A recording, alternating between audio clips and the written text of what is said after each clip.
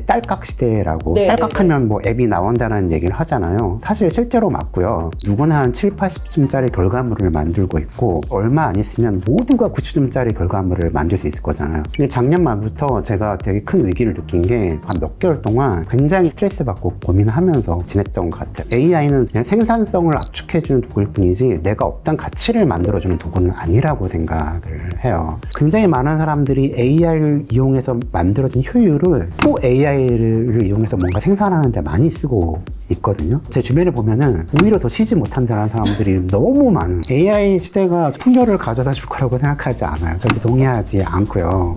안녕하세요. 전진수의 궁금한 건 못 참아. 오늘 오랫동안 소프트웨어 개발을 하면서 작가이자 투자자, 그리고 또 여러 회사의 CTO도 하면서 새로운 일하는 방식을 만들어 가고 계시는 고승원 대표님을 모셨습니다. 안녕하세요. 안녕하십니까.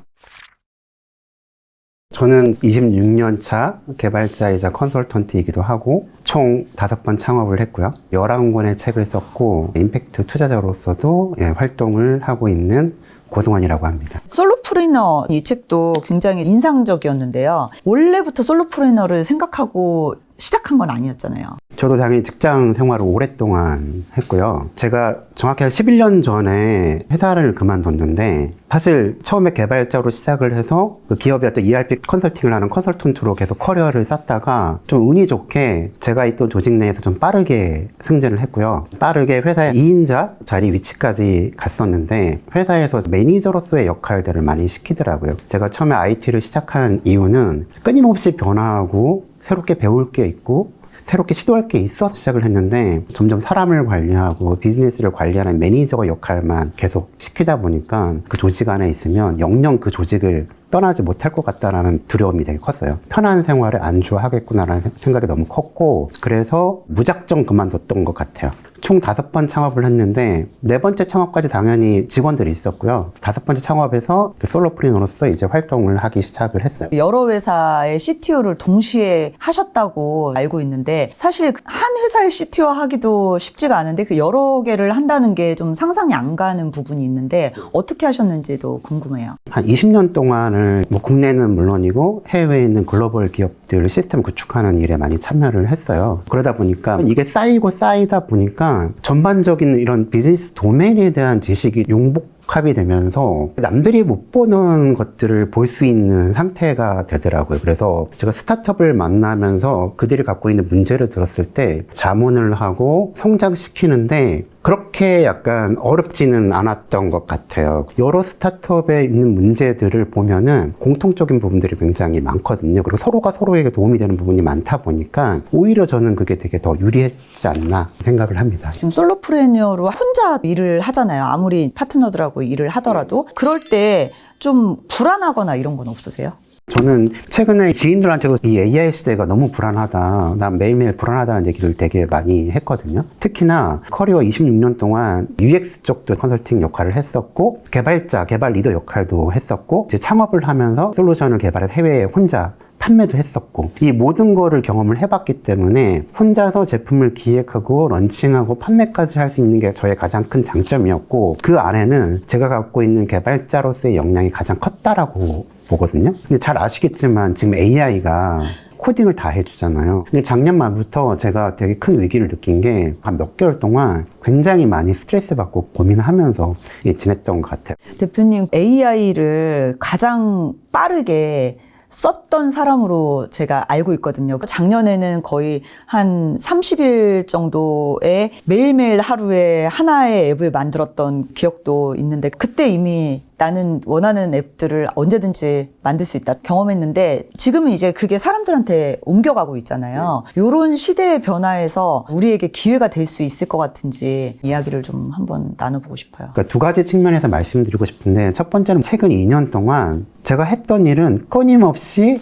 AI한테 대체되는 일을 했더라고요. 남들보다 더 빠르게 AI를 학습을 제가 했거든요. 학습을 하고 AI를 잘 다루는 방법을 포스팅을 했어요. 공유를 하고 강의도 하고. 근데 그렇게 열심히 준비해서 노하우를 쌓고 사람들한테 알리고 나면은 한 3, 4주 뒤면은 그게 AI의 기본 기능으로 탑재가 돼버리는 거예요. 그걸 또 공부하고 연구하고 또 알려주고 또 몇 주가 지나면 AI 기본 기능으로 탑재가 돼버리고 돌이켜보니까 한 2년 동안을 그냥 남들보다 조금 빨랐을 뿐이지 계속 끊임없이 대체되는 일을 하고 있었더라고요. 이제 그렇게 일을 안 하려고 생각을 하고 있고요. 그리고 지금 그런 얘기 하잖아요. 대딸깍 시대라고. 네, 딸깍하면 뭐 앱이 나온다는 얘기를 하잖아요. 사실 실제로 맞고요. 근데 생산성이 좋아졌다고 해서 그 모든 게 팔리는 제품은 아니잖아요. 지금 무한히 많은 애플리케이션 서비스들이 하루에도 셀 수 없을 정도로 나오지만 단순히 이건 만들었을 뿐이지 팔리는 건 별다른 문제라고 생각을 하거든요. 네. 예전에는 애플리케이션을 개발하고 나면은 시장에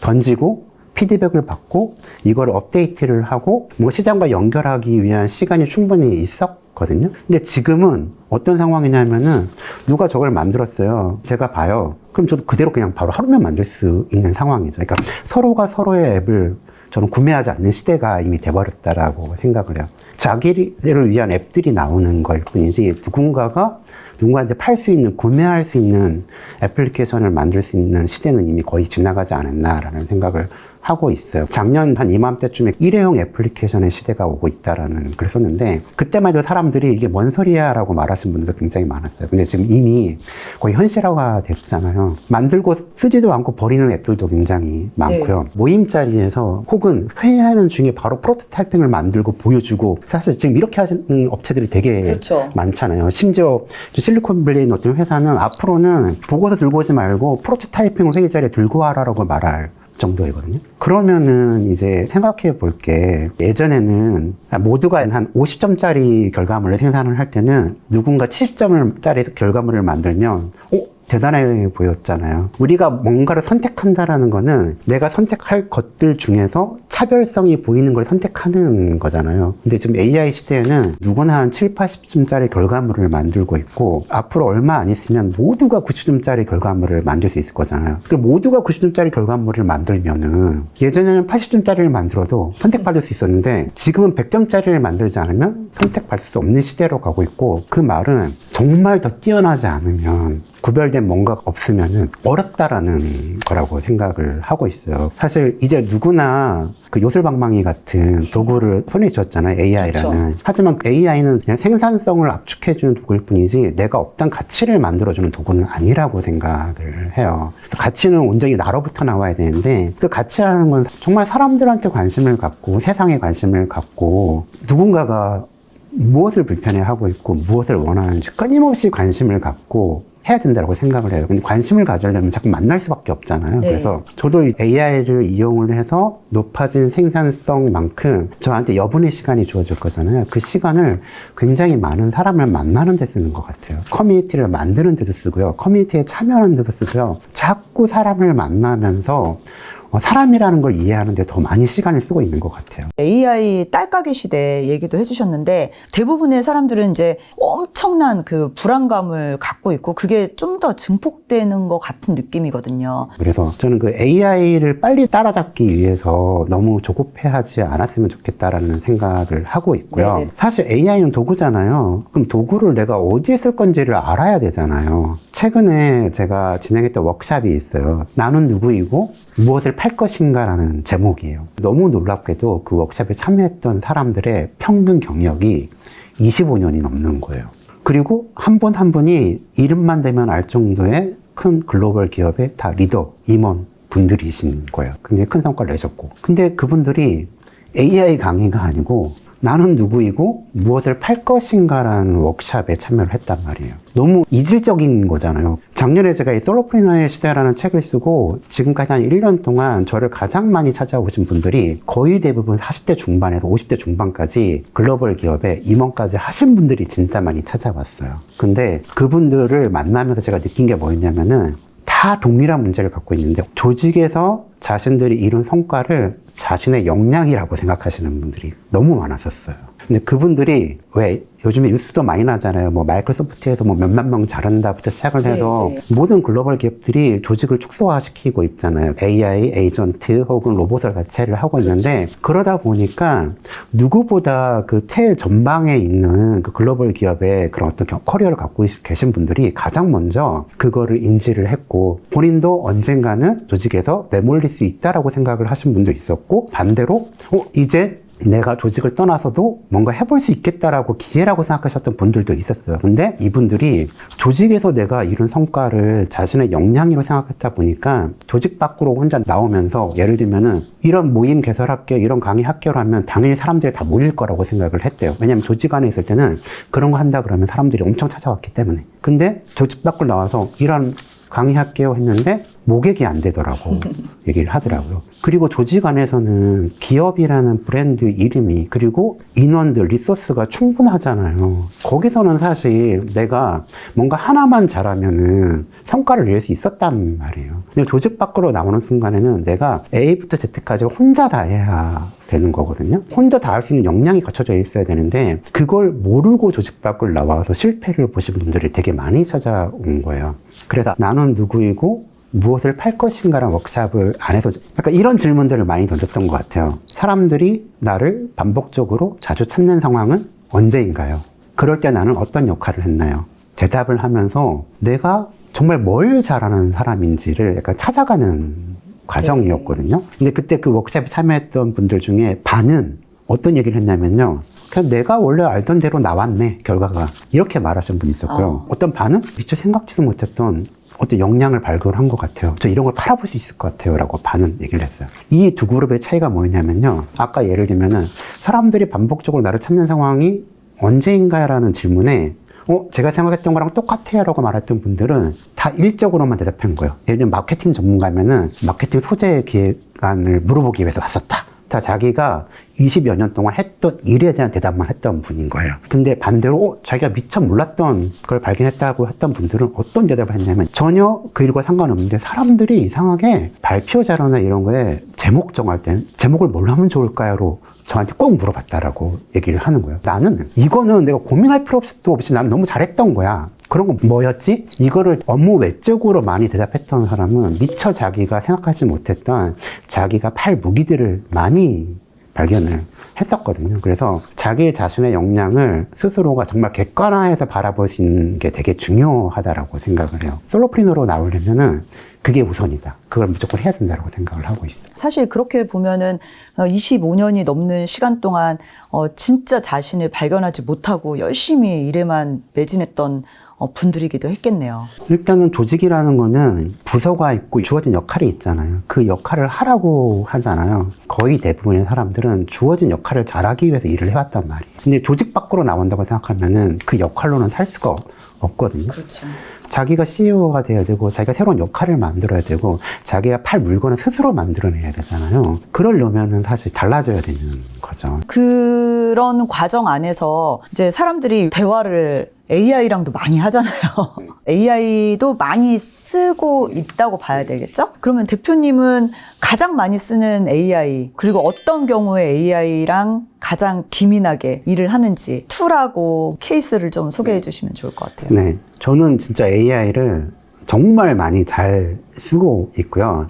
근데 잘 쓰기 위해서는 전제 조건이 있어요. 뭐냐면요. 내가 무슨 일을 하는지를 목록화하는 게 되게 중요해요. 제가 하는 일을 보면은 이렇게 책을 쓰는 일도 있고요. 기업 자문도 하기 때문에 컨설턴트의 역할도 있고요. 여러 가지 역할이 있을 거잖아요. 그러면 제가 하고 있는 일의 어떤 큰 단위를 저는 워크 패키지라고 부르는데 이 워크 패키지를 제가 그 엑셀 시트에다가 다 정리를 해놨어요. 그리고 각각의 워크 패키지를 실제 완성하기 위한 세부 액티비티들이 있을 거잖아요. 네. 그것도 다 나열을 했어요. 예를 들면 제가 책을 쓴다고 생각을 하면은 책을 한 권 쓰기 위해서는 세부적으로는 어떤 액티비티가 필요하냐면 일단은 책을 쓰기 위한 소재를 기획을 해야 될 거잖아요. 글을 쓰고 나면 교정 교육을 해야 될 거고요. 나중에 마케팅도 해야 될 거잖아요. 이런 세부 액티비티들이 있어요. 저는 제가 하는 모든 일을 이런 굉장히 작은 세부 액티비티 단위로 다 정리를 해놨거든요. 이렇게 정리를 하고 나면은 어떤 거는 어떤 AI를 쓰는 게 가장 좋겠네라는 그 AI 툴하고 매핑 테이블이 만들어져요. 저는 그 매핑 테이블을 갖고 있고요. 네. 사람들이 어떻게 하냐면요. 뭔가 AI가 새로 나왔다고 하면은 귀가 팔랑팔랑 거리고 저것도 해봐야 되나? 저것도 해봐야 되나?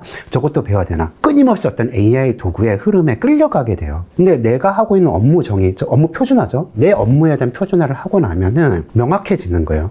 나는 이 일만 하니까 이 AI는 아무리 나와봐도 나랑 필요 없는 거잖아요. 내가 그걸 계속 따라가기 위해서 지금 당장 노력하는 시간을 둘 필요가 없는 거죠. 나랑 관련 있는 AI만 쓰면 되는 거죠. 그래서 저는 당연히 뭐 챗GPT, 뭐 구글 제미나이, 뭐 노트북 LM, 뭐 클로드 여러 가지 다 쓰긴 써요. 최근에 와서는 이제 클로드를 제일 많이 쓰고 있고요. 개발 같은 경우는 당연히 클로드 코드라는 걸 이용해서 바이브 코딩을 하고요. 제가 자문하고 뭐 문서를 만들고 시장 조사를 하고 이런 것들은 다 클로드 안에서 스킬이라는 걸 만들어서 사용을 하고 있어요. 시장 조사하는 스킬을 만들어줘. 구글 제미나이 나노 바나나로 이미지 생성할 때 좋은 프롬프트를 생성해주는 뭐 스킬을 만들어줘. 이렇게 아마 요청하면서 쓰고 계실 것 같아요. 근데 저는 어떻게 쓰냐면요. 최근에 네일샵을 위한 스킬을 하나 만들었어요. 네일샵 마케팅 홍보 이미지를 만들 수 있는 프롬프트를 생성해주는 스킬을 하나를 만들었거든요. 이걸 만들 때 어떻게 했냐면요. 아마 대부분은 네일샵 홍보 이미지 생성을 잘 할 수 있는 프롬프트를 생성해주는 스킬을 만들어줘라고 할 거예요. 근데 저는 인스타그램에서 네일샵, 네일 아트라는 키워드를 갖고 검색을 해서 가장 조회수가 많고 공유수가 많고 좋은 댓글이 달린 네일샵 홍보 콘텐츠들이 있을 거잖아요. 네. 그걸 한 30개 정도를 다 이미지로 캡처를 떴어요. 그리고 그거를 클로드에 던진 다음에 이 30개의 공통된 규칙과 패턴을 찾아줘 라고 했어요. 좋은 성공적인 어떤 패턴을 찾아낸 거죠. 근데 여기서 되게 중요한 게 있는데 안 좋은 것도 찾아야 되는 거예요. 보통 사람들은 베스트 프랙티스만 던지는데 실제 AI를 잘 일하게끔 하려면 워스트 프랙티스도 해야 되는 거거든요. 네. 그래서 네일샵에서 같은 키워드를 검색했는데 정말 반응이 없었던 콘텐츠들 찾아서 그걸 다 캡처를 떠요. 그리고 AI한테 패턴이랑 규칙들을 찾아달라고 얘기를 해요. 그러면 스킬을 만들 때 얘네들 다 알려주는 거예요. 반드시 따라야 되는 규칙과 패턴이 이거야. 반드시 하지 말아야 될 규칙과 패턴이 이거야. 저는 이걸 다 던져주거든요. 이걸 다 갖고 있는 거랑 아닌 거랑 스킬의 결과물차가 되게 많이 차이 나요. 그 전에 스킬하고 좀 비슷한 게 챗GPT의 GPT-S가 있고 구글의 잼스라고 있어요. 그렇죠. 근데 이거랑 클로드 스킬의 가장 큰 차이점, 클로드 스킬은 처리 프로세스를 넣을 수가 있어요. 스킬이 동작하는 프로세스를 내가 지정을 할 수가 있거든요. 새로운 분야에 대해서 제가 경험하려면 제가 가장 먼저 했던 일은 뭐냐면요. 만약에 제조업에 들어간다. 그럼 이 제조업이 이 물건을 생산하기 위해서 실제 이 사람들은 어떻게 일해? 일하는 프로세스가 뭐요? 저는 컨설팅을 할 때 그것부터 항상 찾았던 사람이거든요. 그럼 똑같아요. 그전에는 제가 그걸 찾기 위해서 인터넷에 막 뒤지고 도서관 가서 책을 봤어야 되는데 지금 AI가 있잖아요. 그래서 네일샵 홍보 이미지 마케팅 전문가가 만약에 이미지를 만든다라고 가정했을 때 이 사람들은 보통 어떤 프로세스를 거쳐, 어떤 과정을 거쳐. 그럼 얘들이 말해줄 거잖아요. 여기에 예를 들면 어떤 문양을 넣을지, 자세는 어떻게 할지, 여러 가지 그런 어떤 프로세스가 나온단 말이에요. 그럼 네. 그 실제 전문가가 일하는 프로세스를 고스란히 클로드 스킬에다가 작업 지침 프로세스에다가 넣어주는 방식인 거예요. 그래서 이렇게 만들어진 스킬은 정말 좋거든요. 대충 스킬을 만들면 사실 대충 결과물이 좀 나온다라고 생각을 해요. 그리고 자기의 생각이 들어가지 않은 AI 도구를 만들면 나중에 어느 순간 자기랑 안 맞는 순간이 오거든요. 그러면 버리고 새로 만들어요. 왜냐? 자기가 그 만드는 과정에 참여하지 않았기 때문에 이게 내부적으로 어떻게 구축되어 있고 어떤 요소들이 있는지 전혀 모르거든요. 모르기 때문에 뭘 바꾸면 더 좋아질지를 모르는 거죠. 어떻게 지시할지를 모르는 거예요. 그래서 저는 이제 뭐 클로드 스킬이 됐건 잼스가 됐건 GPTS가 됐건 그걸 만드는 과정에 반드시 사람이 개입을 해야 된다. 그리고 너무 좋은 거는 내가 전문가가 아니어도 AI한테 전문가의 프로세스를 물어볼 수 있다. 페이스북이 됐건 어떤 틱톡이 됐건 인스타그램이 됐건 거기에 베스트 프랙티스랑 워스트 프랙티스가 이미 넘쳐난다. 그거를 반드시 넣어줘야 된다. 네, 그렇게 하면 되게 좋은 스킬을 만들 수 있다. 와, 너무 꿀팁인데요? 이거 보시는 분들께도 클로드 스킬을 사용하는데 도움이 될 것 같아요. 물론 그것도 말로 하면 되잖아요. 코딩할 필요 없이. 네. 그리고 요즘에 클로드 스킬에 또 이제 컨덕터라는 기능이 있어서 외부 서비스랑 바로 연결할 수가 맞아요. 있거든요. MCP 네, 같이. MCP. 그래서 저 같은 경우에는 최근에 이 AI 이미지랑 영상 만들어주는 것 중에서 힉스필드라고 있어요. 되게 잘해주거든요. 근데 그게 MCP를 제공을 해요. 그래서 이제 클로드에다 커넥터로 MCP 다 연결해 놓고 스킬을 호출하면서 이걸 잘 생성할 수 있는 프롬프트를 만들어주고 바로 힉스필드 MCP를 이용해서 이미지나 영상까지 만들어줘 하면은 저는 한 번의 짓인데 바로 최종 결과물까지 다 나와 있는 형태가 되는 거죠. 사실 우리가 그걸 이제 에이전트라고 부르잖아요. 맞아요. 그리고 클로드 같은 경우는 또 멀티로 동작을 시킬 수 있으니까 네. 동시에다발적으로 할 수 있어서 그것도 좋은 것 같더라고요. 대표님 지금 AI를 하기 위해서 사실 계속 끊임없이 뭐가 나오면 공부하시는 거죠? 네. 매일매일 아침에 뭐가 나왔나 보고. 아닙니다. 그렇게 하진 않으세요? 불과 한 4, 5개 전까지는 매일 그렇게 했던 것 같아요. GPT의 네. 탑계 기능한테 지난 24시간 동안 새로 추가된 AI 업데이트된 내용 있으면 저한테 이메일로 보내달라고 해놨거든요. 그래서 끊임없이 아침에 눈 뜨면 그걸 보고 업데이트를 따라가는 일들을 했는데 한 3, 4개월 전부터는 따라가지 않아요. 그냥 제가 필요한 시점에 보면 되는 거죠. 이 업무를, 일을 처리하는데 이 프로세스가 더 중요하지 AI가 더 중요하지 저는 않다라고 생각을 해요. 제가 지금 하고 있는 일에서는 지금의 AI만으로도 충분하다라고 생각을 하고 있고, 뭔가 새로운 소식이 올라왔을 때 제가 하고 있는 일하고 연결된 것이 업데이트 되면 그것만 이제 확인을 하지 그냥 불필요한 것까지 다 따라가려고 노력하지는 않는 것 같습니다. 최근에 보면은 대표님처럼 솔로프리너 형태로 일을 하시는 분이 점점점 늘어나고 있는 것 같아요. 직원을 많이 둬야지만 가능했던 것들이 이제 AI를 통해서 해결이 되는 걸 직접 체감을 하면서 그렇게 바뀌는 분들이 많은 것 같은데요. 그런 게 대표님도 느껴지나요? 주변에 그런 사람들이 늘어나고 있는 게? 엄청 많이 늘어나고 있다라고 생각을 하고 있어요. 근데 이게 꼭 좋은 방향인지는 저는 잘 모르겠어요. 근데 확실한 거는 기존에 혼자 할 수 없었던 것들을 할 수 있는 시대가 맞긴 해요. 저도 그렇게 지금 하고 있기 때문에. 예를 들면 저는 이미지를 잘 제작할 수 있는 사람이 아니었고 영상을 만들 수 있는 사람이 아니었는데 이 책도 각각 테마 노래를 만들어 놨거든요. 스노 AI를 이용해서. 상상도 할 수 없는 일이잖아요. 그렇죠. 그래서 그런 것들이 모든 게 가능해진 시대이고 그것 때문에 굉장히 많은 사람들한테 새로운 기회가 열린 건 맞다라고 생각합니다. 하지만 저는 여기 되게 중요한 포인트가 있다라고 생각을 해요. 아까 제가 이 책들에 대한 테마 노래를 만들었다고 했잖아요. 네. 제가 없던 능력이에요. 근데 그 노래를 만들었다고 해서 그 노래가 저한테 돈을 벌어다 주나요? 제가 그 노래를 팔고 있나요? 아니거든요. 이 표지 시안 같은 경우도 제가 AI로 만들었는데 제가 그 표지 시안을 AI로 만들 수 있다고 해서 제가 그 이미지를 뭔가 팔아서 돈을 벌고 있는 건 아니거든요. AI가 아니어도 내가 팔 수 있는 거를 AI 도움으로 쉽고 빠르게 확장성 있게 할 수 있는 거지 내가 팔 수 있는 무기가 없는데 단순히 AI가 있었다고 해서 갑자기 팔 수 있는 것들이 많아진다고 생각하진 않아요. AI들로 동영상을 많이 만들 수 있잖아요. 하지만 동영상을 돈 벌려면은 광고를 제작한다거나 영화를 만든다거나 해야 되는데 그 영역은 저는 엄청나게 전문가 영역이라고 생각을 하거든요. 카메라 샷에 대한 전문성도 있어야 되고 영상이 어떻게 전환되는지 알아야 되고 스토리도 알아야 되고 단순히 영상 만들 수 있는 AI 도구가 주어졌다고 해서 갑자기 내가 어느 순간 광고 제작자가 되고 영화 감독이 되는 건 그렇죠. 아니잖아요. 그건 원래 그걸 잘하던 사람, 그 일을 하던 사람들이 AI를 이용해서 증폭이 되는 개념이라고 저는 생각을 해요. 그래서 AI가 이것저것 할 수 있다라고 해서 내가 팔 수 없었던, 원래 없었던 어떤 가치가 발생되는 건 아니다. 그래서 자기가 정말 팔 수 있는 무기를 스스로 찾는 게 굉장히 중요하고 그게 찾아진다면은 그걸 만드는 과정에 있어서는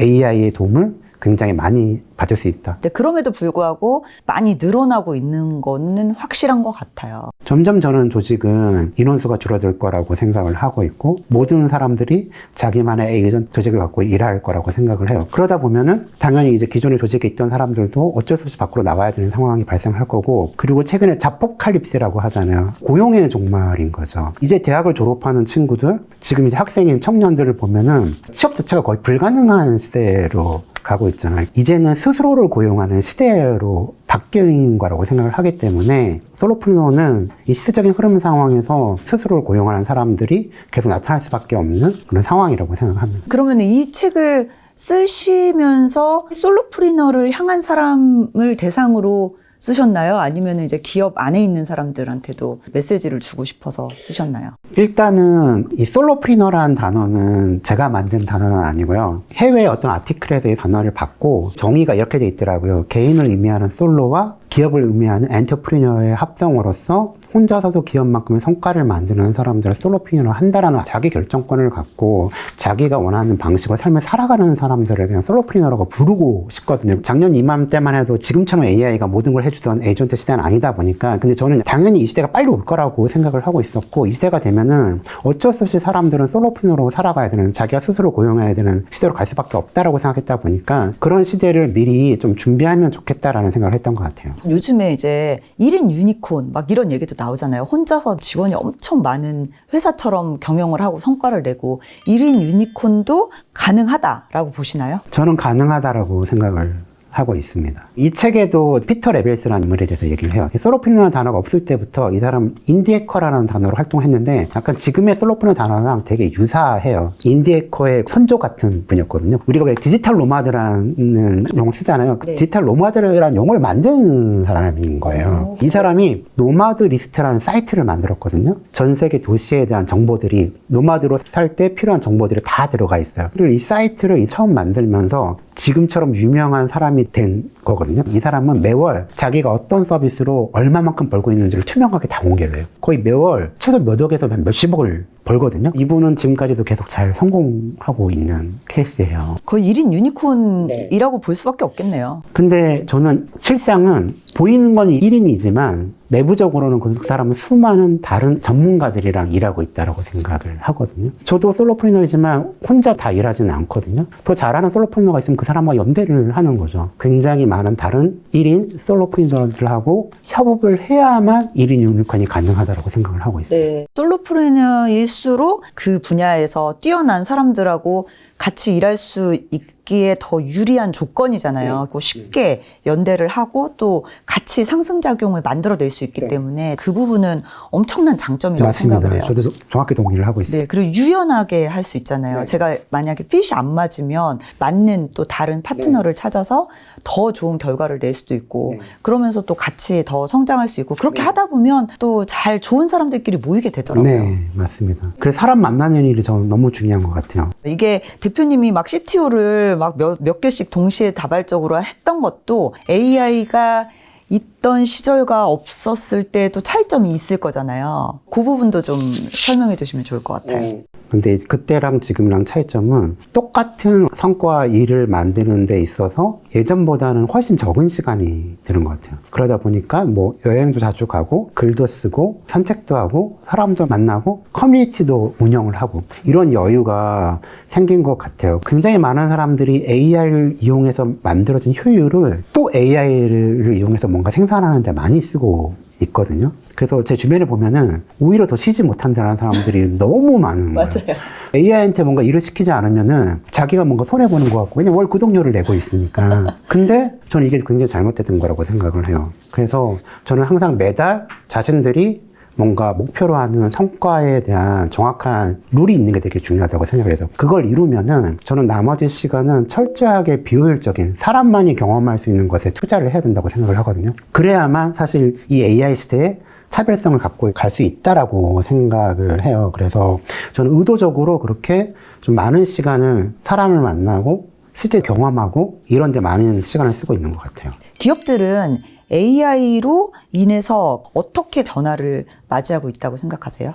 이제 어떻게라는 질문에 대해서는 AI가 다 해주는 것 같아요. 그래서 기업들도 어떻게 해당하는 거 그리고 실행적인 측면은 AI를 굉장히 많이 쓰고 있어요. 자체적으로 굉장히 많은 AI 모델들을 구독도 하고 뭐 어떤 기업들은 에이전트들을 다 만들어서 쓰고 심지어 뭐 밖에서도 끊임없이 채팅으로 다 시키고 하잖아요. 끊임없이 뭔가 결과를 만들어내는 일들 같은 경우에는 많은 어떤 조직들이 이미 AI 체계로 많이 넘어간 것 같아요. 하지만 무엇을 할 건지 어떤 방향으로 갈 건지에 대해서는 그거는 온전히 사람만이 지금 할 수 있잖아요. 이런 부분에 있어서 좀 더 뛰어난 역량을 갖고 있는 리더들만 남기고 나머지는 에이전트한테 위임하는, 그러니까 리더들이 각자가 자신의 에이전트 팀을 구성해서 쓰는 단계일 것 같아요. 사실 리더들은 방향을 알고 있잖아요. 뭘 만들어야 될지 그리고 어떤 결과물이 좋은 결과물인지 알고 있으니까 명확하게 지시를 할 수가 있잖아요. 그래서 지시를 하는 건 리더들이 하고 있고 지시를 받아서 실제 결과물을 만드는 액션을 취하는 거는 에이전트들이 하는 시대로 가고 있고 그렇게 하는 회사들이 많이 있습니다. 그러면은 AI 시대에 개인이 경쟁력을 가지기 위해서는 갖춰야 되는 게 뭐라고 생각하세요? 이 책에 그 블레이크 앤더슨이라는 인물에 대해서도 제가 써놨어요. 근데 기숙사에 룸메이트가 같이 있었고, 룸메이트가 어느 날 데이팅 앱을 보여주면서 다음에 뭐라고 말을 걸면 얘를 꼬실 수 있을까라고 물어본 거예요. 블레이크 앤더슨이 그걸 딱 보더니 챗GPT에 물어보자라고 한 거예요. 챗GPT가 이렇게 대답해봐, 대화를 이어가봐 라고 알려주고, 그대로 이 친구는 그 대화를 그렇게 쓴 거죠. 일반적으로는 재밌다, 잘 됐네 이렇게 끝날 수도 있지만, 이 블레이크 앤더슨이라는 청년은 개발자가 아님에도 불구하고, 지금은 바이브 코딩으로 다 하지만 당시만 해도 바이브 코딩이 없었거든요. 비개발자인데 챗GPT한테 물어본 거예요. 하나하나 물어보면서 한 달 반 걸쳐서 앱을 출시를 해요. 리즈GPT라는 앱을 출시를 했는데 그게 대박이 나서 그 앱 하나로 1년 만에 수십억을 벌게 되거든요. 그러니까 누군가는 재밌네, 좋네라고 끝날 부분을, 이 친구는 이건 굉장히 많은 사람한테 필요할 것 같아, 그럼 내가 한번 만들어 봐야지 라는 시도를 한 거잖아요. 내가 기술이 없었음에도 불구하고. 지금 시대는 누구도 정답을 알려줄 수 없는 시대라고 생각을 하고, 예전처럼 프로덕트를 하나 만들기 위해서 굉장히 많은 시장 조사를 하고 고민을 하고 만들고 반응을 볼 수 있는 시대가 아니라고 생각을 해요. 지금은 만들자마자 바로 첫 반응을 얻지 못하면 사라져버리는 시대잖아요. 그러면은 저는 굉장히 많이 고민하기보다는 생각나는 거는 그냥 무조건 다 시도하라라고 말하고 싶어요. 끊임없이 시도하라라고 말하고 싶어요. 그게 경쟁력이라고 생각합니다. 사실 AI가 다 해주잖아요. 그런 시대에 결국은 이제 사람이 중요하다. 사람을 만나고 그 안에서의 비효율이라든지 불편함, 이런 것도 너무너무 중요하다라는 얘기를 대표님이 해주시고 계시는데요. AI가 지금보다 세상에 많은 비중을 차지할 때 사람의 역할은 어떻게 될까요? 결국 사람만이 해야 되는 일은?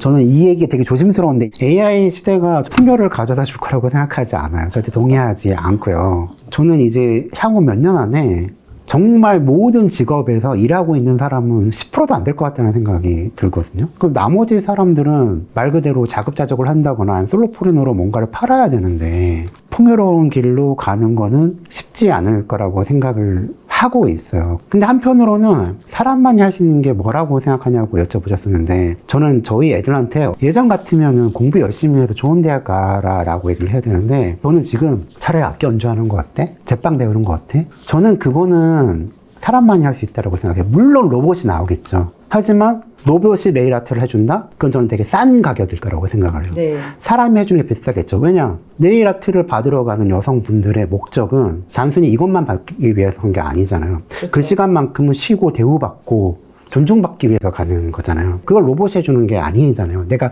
존중감을 느끼는 거는 로봇한테도 내가 존중감을 느끼진 않을 거잖아요. 그래서 저는 사람만이 할 수 있는 일들이 여전히 남아있고, 지금 그 사람만이 할 수 있는 일을 잘 찾아가는 게 앞으로 시대에서 생존할 수 있는 굉장히 중요한 키라고 생각을 하고 있습니다. 자, 오늘 굉장히 좋은 말씀을 많이 해주셨는데요. 올해 대표님의 목표가 무엇인가요? 1년 뒤에 어떤 모습이고 싶어요? 어떤 목표를 달성하고 싶어요? 라고 질문했을 때 제가 하는 얘기가 있는데, 역시 고승원이네 라는 말을 듣고 싶다라는 얘기를 해요. 역시 저 사람 지금도 끊임없이 뭔가 시도하고 있고 뭔가 새로운 걸 하고 있네. 저는 그냥 그런 사람으로 남고 싶다라는 생각을 하고 있지, 뭔가 내가 올해 안에 어떤 목표를 이루어야지 그런 부분을 생각하고 살고 있지는 않아요. 그러니까 매일매일 멋진 하루를 그냥 살아가는 게 목표인 사람입니다. 앞으로도 멋진 삶을 살아갈 수 있는 고 대표님이 되시기를 바라면서 오늘 토크를 마치겠습니다. 와주셔서 감사합니다. 미래를 먼저 보다 티타임즈.